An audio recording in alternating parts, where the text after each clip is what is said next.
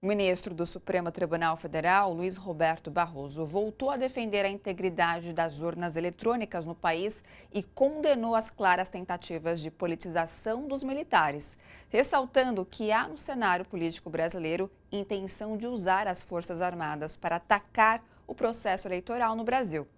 E para falar sobre essa movimentação citada por Barroso em relação às Forças Armadas, eu converso com o advogado e cientista político Rodrigo Lentzi. Boa noite, Rodrigo. Tudo bom com você? Boa noite, é um prazer e uma satisfação estar aqui com vocês hoje. Igualmente. Bom, Rodrigo, você que estuda o comportamento dos militares na política, acredita que é possível dialogar com os militares sobre esse momento? Não só possível, como necessário. Olhando para a história brasileira, foi o período de 85 até 2018, onde os militares não tiveram na direção do Poder Executivo, foi uma exceção, porque a regra sempre que eles estiveram envolvidos na política diretamente, seja como protagonistas ou como coadjuvantes. E o que nós estamos vivendo hoje é o preço de nós não termos feito uma democratização das nossas Forças Armadas depois de 85. Ignoramos os militares como se eles tivessem se profissionalizado e abandonado a política, e agora estamos pagando esse preço alto e caro, que é uma certa adesão das Forças Armadas a uma pauta antidemocrática liderada por um grupo de militares que dirige o governo e também uma parcela das Forças Armadas. E, Rodrigo, a decisão do ministro da Defesa, Paulo Sérgio Nogueira de Oliveira, de emitir a nota rebatendo o ministro do STF, Luiz Roberto Barroso, é uma prova de que parte dos militares estão atuando ou ainda querem interferir no processo eleitoral. Qual que é a sua opinião? Na verdade, ele passou um recibo, né? De que, porque a crítica do Barroso foi a quem tenta instrumentalizar, ou seja, seria a política, o poder político tentando dar uma ordem ilegal, inconstitucional para as Forças Armadas. Ou seja, o Barroso colocou as Forças Armadas como vítima de um presidente antidemocrático.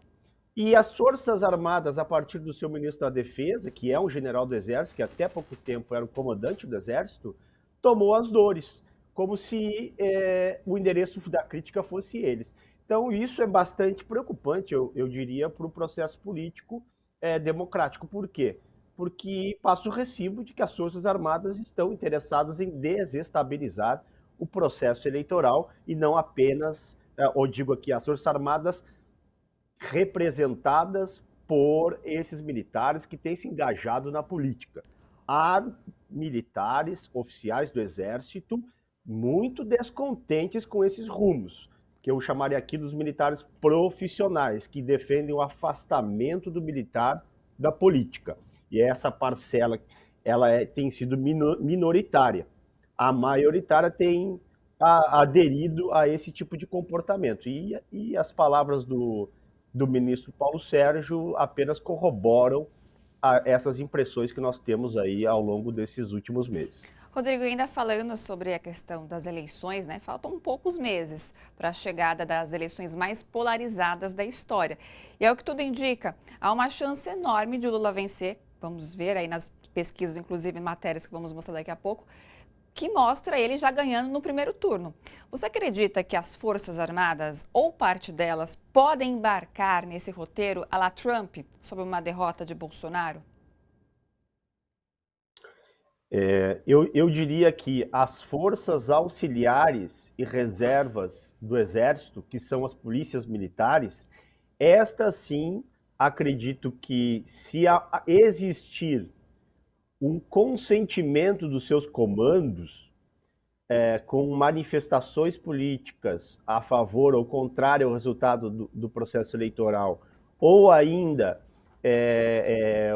atender à determinação e ordem a protestar, como recentemente a gente viu em Minas Gerais, onde o comandante da Polícia Militar convocou a tropa a fazer manifestação política contra o governador. Então, eu acho que esse risco a gente corre e ele é real.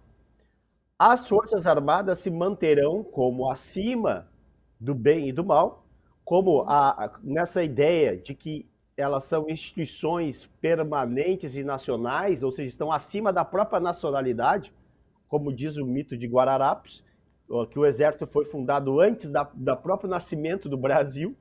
Então eles vão se manter nessa posição justamente para poder daí se apresentar como os grandes moderadores, quando na verdade estão acabando sendo lenientes com o extremismo e o antidemocratismo, que é o questionamento do resultado e do processo eleitoral como um todo. E, Rodrigo, mesmo com escândalos envolvendo militares, como o recente caso de compra de Viagra e anteriormente aí o da hidroxicloroquina, a atual militarização do governo, com excesso de fardados ocupando cargos estratégicos, é um atraso, né? O quanto isso ajuda a minar a credibilidade das Forças Armadas? É corriqueira e tem sido cada vez mais batida a frase que dizer que quando a política entra por uma porta do quartel, a hierarquia, a disciplina sai pela outra. Então, por enquanto, os oficiais, o alto oficialato, tem conseguido controlar a política e manter a ordem, mas isso é questão de tempo para se desfazer.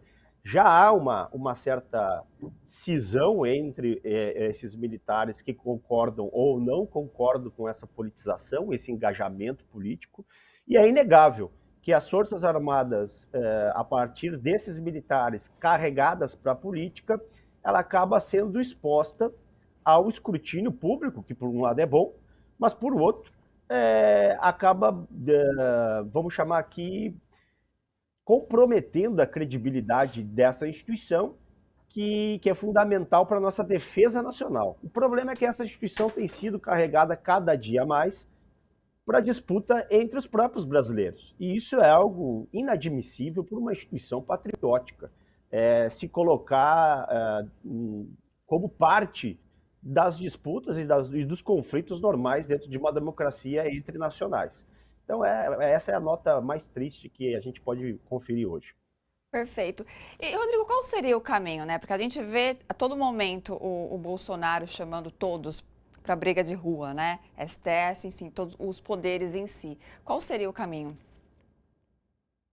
O caminho é um caminho de união. Eu acho que a proposta de uma candidatura que seja de defesa da democracia, que ainda que tenha um amplo espectro político, mas que se posicione de um lado claro da trincheira, que é o lado democrático, contra o lado antidemocrático, isso aí nós estamos falando aqui de uma divisão de águas extremamente importante para a nossa nação, e eu acho que se juntar numa candidatura e se juntar num movimento mesmo em defesa da democracia é a nossa única saída, envolvendo o mais amplo espectro ideológico e político que defenda os princípios democráticos, a Constituição de 88 e as suas instituições. E isso só tem um jeito de ser feito, Ana Flávia, é com o povo organizado, manifestando e exercendo o seu poder de maioria nas ruas e nas urnas. Importante ressaltar isso. Rodrigo, obrigada, viu, pela sua participação aqui com a gente no seu jornal. Eu que agradeço e parabenizo por pautar esse tema extremamente importante para a nação. Obrigada, até uma próxima.